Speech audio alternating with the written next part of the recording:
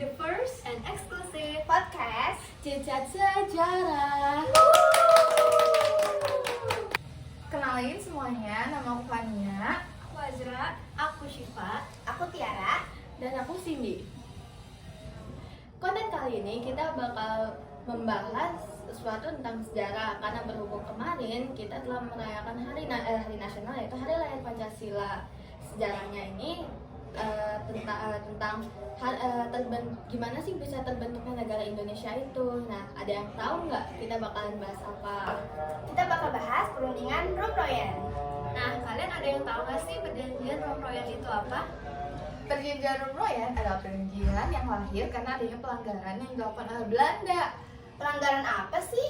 Pelanggarannya karena Belanda melanggar janji dari perjanjian sebelumnya, yaitu Perjanjian Ranville dengan melakukan agresi militer dan penyerangan ke ibu kota Indonesia pada saat itu, yang tepatnya di Yogyakarta pada tanggal 19 Desember tahun 1948. Pada agresi ini, Belanda juga nangkep presiden dan wakil presiden pertama kita, yaitu Soekarno dan Muhammad Hatta, untuk dijadikan tawanan. Namun, agresi ini mendapat perlawanan yang keras dari seluruh dunia, bahkan Perserikatan Bangsa-Bangsa menyarankan untuk melakukan perundingan kembali. Memangnya di mana sih perundingan Rombroyan itu? Jadi perundingan Rombroyan ini dilakukan di kota Jakarta, tepatnya di Hotel Des Indes. Nah, di sini ada fun fact nih, kenapa sih perundingan ini dinamain dengan perundingan Rombroyan? Itu kalau nggak salah dari nama ketuanya nggak sih? Ya, benar banget. Jadi perundingan ini diwakilkan oleh Mr. Muhammad Rum sebagai perwakilan dari Indonesia dan Dr. Herman van Rooyen sebagai perwakilan Belanda. Jadi itulah kenapa perjanjian ini dinamain sebagai Rombroyan.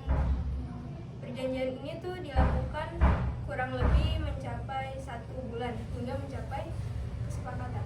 Perjanjian ini kan melibatkan dua negara, pasti juga orang yang terlibat di perjanjian ini tuh banyak banget kan, maksudnya nggak hanya ketua, pasti juga ada wakil, sekretaris dan segala macam. Itu tuh kira-kira siapa aja sih orang-orang yang terlibat dalam perjanjian ini?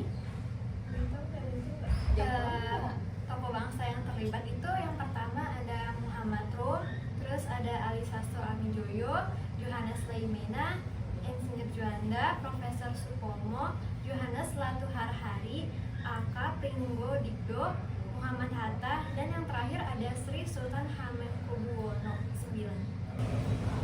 Nah, kan perjanjian ini dilakuinya dua pihak nih, Belanda sama Indonesia. Kira-kira apa sih perjanjian khusus dari pihak-pihaknya? Ya, masing-masing apa aja sih? Nah, ini nih isi perjanjian dari pihak Belanda. Yang pertama, pemerintah Belanda akan menyetujui pemerintahan dari pihak Indonesia untuk dapat kembali ke Yogyakarta sebagai kota sementara. Dan yang kedua, pemerintah Belanda akan membebaskan seluruh tahanan politik tanpa ada syarat apapun. Dan yang ketiga, pemerintah Belanda akan menyetujui Republik Indonesia yang merupakan bagian dari NIS atau Negara Indonesia Serikat. Nah, kalau yang ini yang aku akan baca ini, isi perjanjian dari pihak Indonesianya. Indonesia yang pertama meminta bahwa pemerintah Indonesia memerintahkan angkatan perang maupun bersenjatanya untuk berhenti melakukan semua kegiatan perang gerilya. Terus yang kedua, pemerintah Indonesia juga meminta agar pemerintah Belanda ikut hadir dalam konferensi meja bundar nanti. Dan yang ketiga, pemerintah Indonesia dan Belanda akan bekerja sama dalam mengembalikan keamanan, ketertiban, dan menjaga perdamaian masing-masing negara. Nah, ini dia isi perjanjian Rombroyan yang disepakati oleh Indonesia dan Belanda. Yang pertama, pemerintah Belanda menghentikan seluruh kegiatan militer dan membebaskan tahanan politik perang Indonesia tanpa ada syarat apapun. Yang kedua, Belanda akan menyerahkan kedaulatan Indonesia secara penuh dan tanpa syarat. Yang ketiga, pemerintah Indonesia dan Belanda akan mendirikan persekutuan dengan dasar persamaan hak dan secara sukarela. Yang keempat, Belanda setuju akan adanya Republik Indonesia sebagai bagian dari negara Indonesia Serikat. Yang kelima, Belanda mengembalikan dan mengizinkan aktivitas pemerintah Indonesia di kota Yogyakarta sebagai kota sementara. Yang keenam, Angkatan Perang dan Senjata Republik Indonesia akan menghentikan semua kegiatan perang gerilya. Dan yang terakhir, Indonesia dan Belanda setuju bersama-sama menghadiri perundingan selanjutnya, yaitu konferensi meja bundar. Pelaksanaan KMB sendiri nantinya di Den Haag, Belanda. Nah, itu tuh isi perjanjian dari perundingan Rome-Rodian. Ternyata susah juga ya buat nyampe kesepakatan sampai akhirnya kita bisa merdeka. Iya.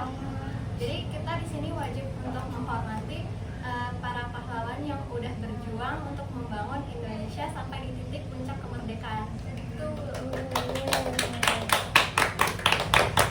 Nah, gimana nih teman-teman? Info dari podcast ini seru banget kan? Seru banget dong. Semoga apa yang kita sampaikan di podcast ini bisa jadi hal yang berguna untuk kalian. Itu aja ya cicit sejarah dari kita. Sampai jumpa di Cicat Sejarah yang berikutnya. Bye-bye!